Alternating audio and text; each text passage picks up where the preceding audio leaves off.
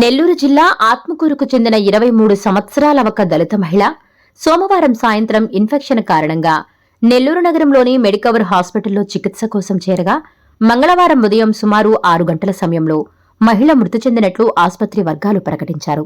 అయినప్పటికీ ఆసుపత్రికి రావాల్సిన ₹1,00,000 బకాయిలను చెల్లించినప్పటికీ కూడా సోమవారం సాయంత్రం సుమారు 10 గంటల సమయానికి కూడా మహిళ మృతదేహాన్ని బంధువులకు అప్పగించడం లేదని మహిళ బంధువులు ఆసుపత్రి ఎదుట నిరసన వ్యక్తం చేశారు.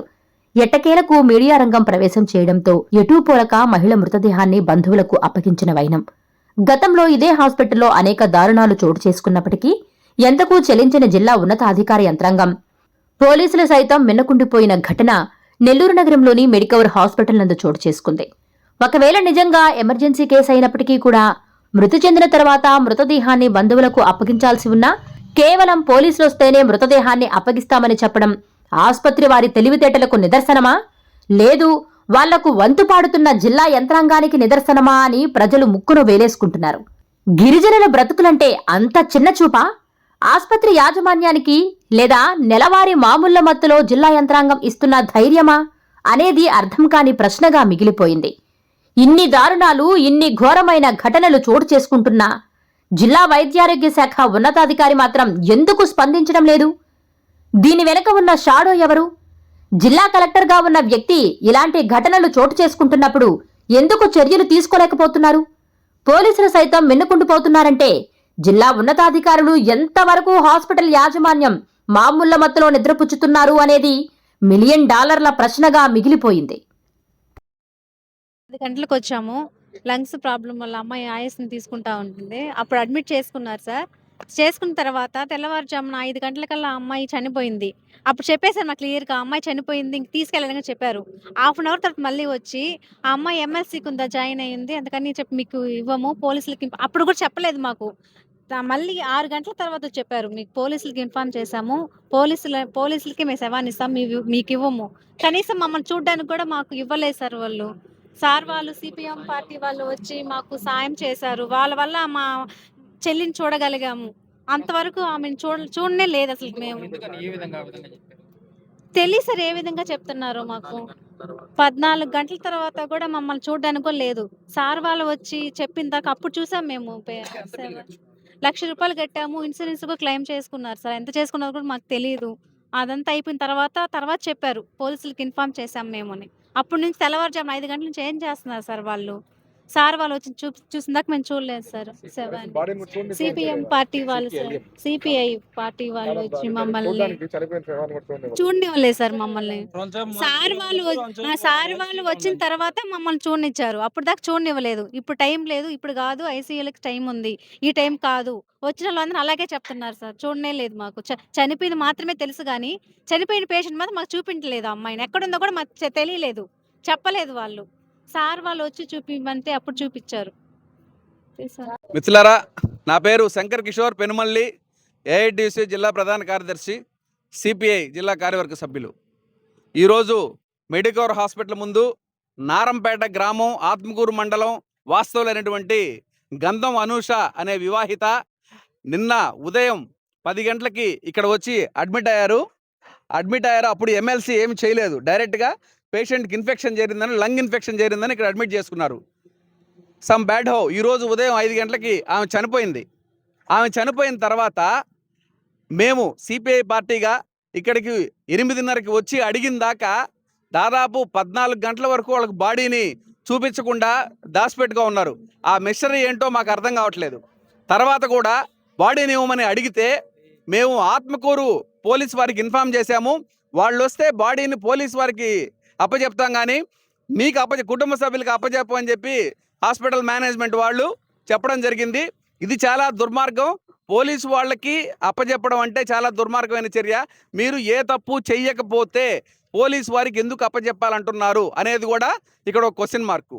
పాపం వీళ్ళు గిరిజనులు, దళితులు అయ్యుండి పాపం వాళ్ళు ఏమి చేయలేని పరిస్థితుల్లో వాళ్ళని 14 గంటల నుంచి 16 గంటల వరకు నిర్బంధించి బాడీని ఇవ్వకుండా ఆపి నాటకీయ పరిమాణాలు చేశారు. మేము పార్టీగా ఇన్వాల్వ్ అయ్యి మీడియా వాళ్ళ సపోర్ట్ తోటే, పోలీస్ వారి సపోర్ట్ తోటే పోస్ట్ మార్టం లేకుండా కుటుంబ సభ్యుల అంగీకారంతో బాడీని కుటుంబ సభ్యులకి అప్పచెప్పడం జరిగింది. కాబట్టి ఇలాంటి చర్యలు మరి ఇంకెవరికి జరగకుండా ఉండాలి అని అంటే దీని మీద డిఎంహెచ్ఓ కానివ్వండి, వీళ్ళందరూ ఒక స్పెషల్ నిఘా హాస్పిటల్ మీద పెట్టాలని చెప్పి తెలియజేసుకుంటా ఉన్నాను. సెక్యూరిటీ గార్డ్స్ పేరుతోటి, బౌన్సర్ల పేరుతోటి వందల మంది ఈ హాస్పిటల్ చుట్టూ పహారా కాస్తూ ఉన్నారంటే ఈ హాస్పిటల్లో ఎన్ని దారుణాలు జరుగుతూ ఉన్నాయో ఇది ఒక ఉదాహరణ చాలని చెప్పేసి విజ్ఞప్తి చేస్తా ఉన్నాం. పి లీలామోహన్, సిపిఐ జిల్లా సమితి సభ్యులు. ఒక దళిత కుటుంబానికి సంబంధించినటువంటి గంధం అనూష అనేటువంటి పేషెంటు గత 20 రోజుల క్రితం గడ్డి మందు తాగి ఇదే హాస్పిటల్లో జాయిన్ అయ్యి రికవర్ అయిపోయినటువంటి పరిస్థితి.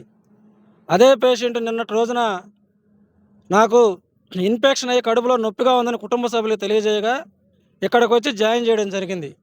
జాయిన్ చేసిన వెంటనే పేషెంట్ బాగా ఉందని చెప్పేసి 2 గంటల వరకు తెల్లారుజామున నమ్మించి 5:50కి మీ పేషెంట్ చనిపోయింది, ₹1,00,000 బిల్లు కట్టాలని చెప్పేసి బిల్లులు మొత్తం కట్టించుకొని వాళ్ళు ఇన్సూరెన్స్ కూడా చేయించుకొని అప్పటి నుంచి మా పేషెంట్ మాకు ఇచ్చేయండి మహాప్రభు అని కాళ్ళ ఎలా బతిమలాడుతూ ఉన్నా ఆత్మకూరు పోలీసులు రావాలి, ఎమ్మెల్సీ అయింది, పోలీసులకు మాత్రమే బాడీ అప్పచెప్తామని చెప్పేసి చెప్పడం.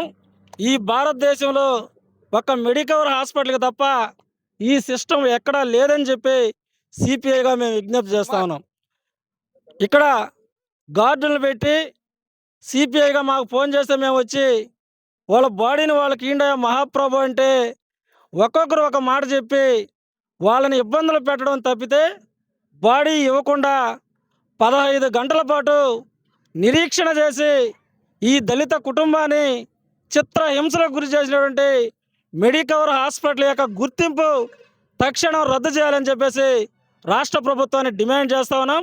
ఇవాళ ఇద్దరు సిఐలు రూరల్ డిఎస్పి గారి చొరవతో వాళ్ళు వచ్చి యాజమాన్యాన్ని మందలిస్తే తప్పితే, యాజమాన్యాన్ని పోలీసులు వచ్చి మందలిస్తే తప్పితే ఈ దళిత యువతి మృతదేహాన్ని ఇవ్వడానికి ఈ యాజమాన్యం ఒప్పుకోలేదంటే పరిస్థితి ఎంత తీవ్రంగా ఉందో అర్థమవుతుందని ప్రజలంతా గమనించాలని విజ్ఞప్తి చేస్తూ, గతంలో మెడికవర్ హాస్పిటల్కి ముందు సింహపురి హాస్పిటల్గా ఉన్నటువంటి నేపథ్యంలో ఇదే హాస్పిటల్కి ఒక చరిత్ర ఉంది.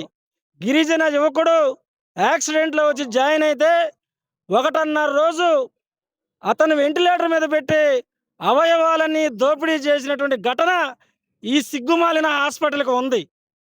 అది మరొక ముందే మాకు అనుమానం కలిగేది ఏంటంటే 5:50కి చనిపోయినటువంటి యువతని 15 గంటల పాటు ఎందుకు మీరు ఇవ్వకుండా పోలీసుల సాకుతో ఈ యువతి అవయవాలు కూడా ఉండాయా లేదా అనేటువంటి అనుమానాలు కూడా మాకు కలుగుతూ ఉన్నాయి. అయితే ఎనీహౌ ఇవాళ ఆ దళిత కుటుంబానికి భారత కమ్యూనిస్టు పార్టీ సిపిఐగా అండగా నిలిచాం. ప్రత్యేకించి రూరల్ డిఎస్పి ఘట్టమనేని శ్రీనివాస్ గారికి ప్రత్యేక ధన్యవాదాలు తెలియజేస్తా ఉన్నాం. ఎందుకంటే 15 గంటల పాటు కూడు నీళ్లు లేకుండా ₹1,00,000 డబ్బులు పోగొట్టుకొని, ఇన్సూరెన్స్ పోగొట్టుకొని ఆ కుటుంబం అల్లో రామచంద్ర అనేటువంటి అల్లాడేటువంటి ఆ దళిత కుటుంబానికి పెద్ద మనసుతోటి రూరల్ డిఎస్పి గారు వచ్చి యాజమాన్యంతో మాట్లాడి ఆ మృతదేహాన్ని ఇప్పించడాన్ని మేము ఆయన్ని అభినందిస్తూ, ఇప్పటికైనా డిఎంహెచ్ఓ గారు ఈ కార్పొరేట్ హాస్పిటల్స్ పైన నిఘా ఉంచాలి.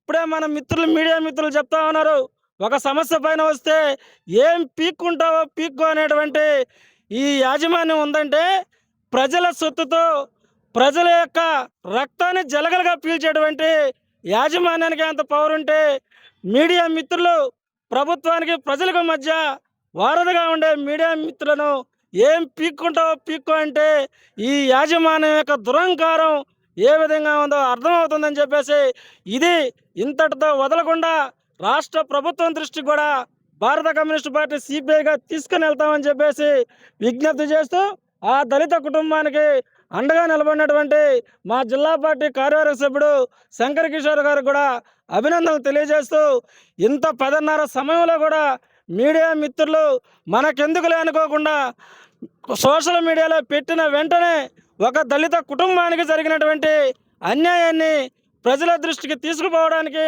ఈ టైంలో కూడా వచ్చినటువంటి మీడియా మిత్రులందరూ కూడా భారత కమ్యూనిస్ట్ పార్టీ సిపిఐ తరఫున ధన్యవాదాలు తెలియజేస్తూ ఇప్పుడు ఆ మృతి చెందినటువంటి వాళ్ళ భర్త మాట్లాడతారు. Please subscribe SS News AP.